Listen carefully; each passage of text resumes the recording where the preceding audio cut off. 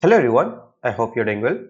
So I was not able to upload yesterday's problem of the day, and the reason was my health was not very good, and on the top of it, it was a hard level problem. And by hard, I mean it was a genuinely hard level problem, not very easy to solve.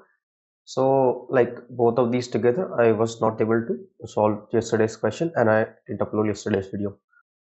But let's hope we'll be more consistent from now on. And also, there is one announcement. Today is Code Forces Division 4 round. I highly encourage you to solve or participate in Division 4 rounds, as they are a good way for coders to start their CP journey.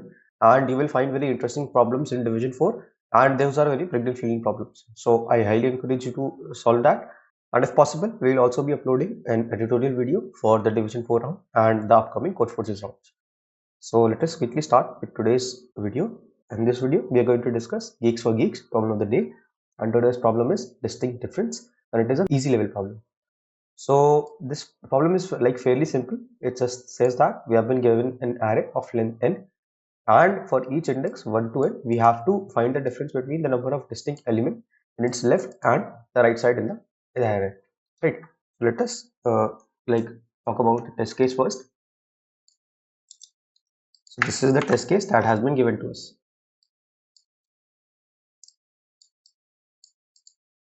So for example, there are three elements in our array that are 4, 3 and 3, right? So there is only one distinct element to the right of 4, that is 3, and there are no elements to the left of 4. So the answer for this particular index would be 0, -1, and that is -1. For 3, there is one element on the left and there is one element on the right. So the answer would be 1 - 1, that is 0. And for 3, there are 2 elements on the left and 0 elements on the right. So the answer for this index would be 2. So this problem is fairly simple if you can solve this with prefix and suffix calculations. So what I'll essentially do is I'll maintain a prefix array. So I'll try to do if there are 3 elements, 1, 2, 3, 4, 5. So I'll do it with n plus 2 size, right? So this is index 1, this is index 2, this is index 3. So this will represent the indexes of the original array 1, 2 and 3. Let us assume that it is 1 based indexing, but in the question itself at the input you will be getting 0 based indexing, so you have to take care of that. So these are just some extra indexes, right? Now for this case, at this particular index, you will store what are the unique elements starting from the left up till this particular index. For example, since there are no elements starting at 0 index, the answer will be 0. For the first index, you will store the number of unique elements till here. So for the first index, we have 4, so the answer would be 1. For the second index, we have another unique element 3, so the answer will be increased to 2. For the third index, we again have 3, so it is not a unique element, so the answer will be 2 again. So this particular position actually is not actually valid in case of the prefix calculations, right? So this particular array stores what is the number of unique elements till the ith index, right? So for example, if you are at index 2 and you want to calculate the number of unique elements to the left of it, you can always check the index 2 - 1 and you will find the number of unique elements till here, right? Similarly, you can do the same thing for suffix calculation as well. 0, 1, 2, 3 and 4. So the suffix array would be like this. This position would be 0 since there are no elements at this particular index. Then we find our first element 3. So this particular index would be 1. Then again the same element is repeated. So the value does not increase. And then we find a unique element 4. Next unique element. So the value is 2. Right. So we have made our prefix calculations and we have made our suffix calculation. For any index I, if I want to find the answer, all I would do is prefix of I - 1 and minus suffix of I + 1. So for example, the answer for the index 1 would be, for index 1, it would be prefix of I - 1 minus suffix of I + 1. This value and this value. So the answer for index 1 would be 0 - 1, and that is exactly what we calculated earlier. For index 2, it would be prefix of I - 1, this value, and suffix of I + 1, this value, right? So it would be 1 - 1, the same value that we calculated earlier. Similarly, for the third index, prefix of I - 1, this value, and suffix of I + 1, this value. So it would be 2 - 0. So these are the same values that we have calculated earlier. So this is all about the explanation of this particular problem, and this is how you would solve it. I'm going to quickly summarize the approach for this particular question, and that is you can maintain a prefix array and suffix array, and each index of prefix array will denote the number of unique elements starting from 0 till the ith index, and similarly the suffix array, the ith index will denote the number of unique elements starting from the nth index till that particular index, right? And at the end, for each particular index, you can calculate your answer as prefix of I minus 1 minus suffix of I plus 1. Right.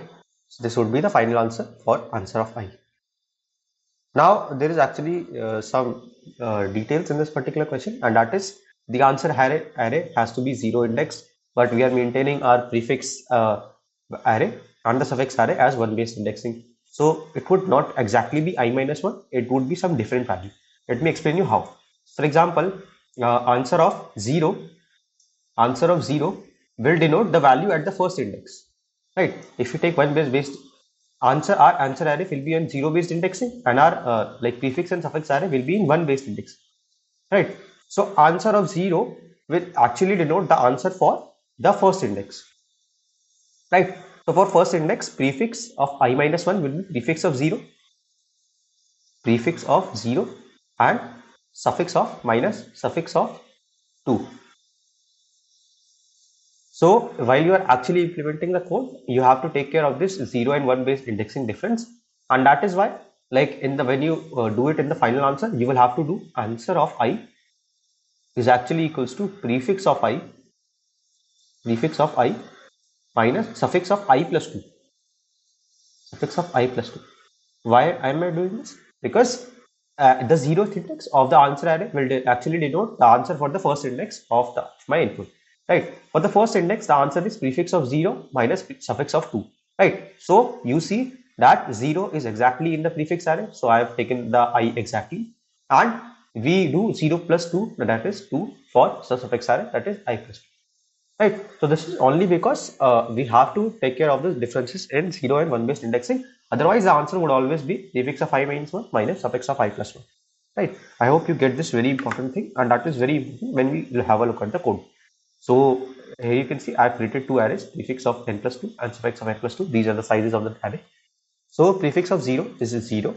And what I'll do is I'll create a set which is called unique, which will store all the elements that I have encountered till now. I just run a loop from 1 to less than n, and I just insert the a of I minus 1th element, because the input array is also 0 based, right? So prefix of I is equal to unique dot size. This is the number of unique elements encountered till now. Now similarly, I have initialized suffix of n plus 1 as 0, and I have cleared the unique array. Now again, I start from the nth position until it is greater than 0. This is a simple for loop, and I just insert the I minus 1th position element, because this is 0 based indexing, and suffix of I is equal to unique dot size. So this is how I calculate the prefix and suffix arrays. Now I can just initialize my answer vector of size n, and for each of those values, as I've already explained, why am I doing prefix of I minus suffix of I plus 2. This is just because of the differences in 0 and 1 based indexing. So at the end, I can just return my answer vector. So this would be the solution of today's problem of the day. Distinct difference. I hope you guys were able to understand the solution. If you guys did, then you can show your appreciation by dropping a like on this video, and don't forget to subscribe to this channel. It's always free of cost, and you can always unsubscribe later if you don't find the content of any video. So till the next video drops, keep coding, stay safe, bye bye.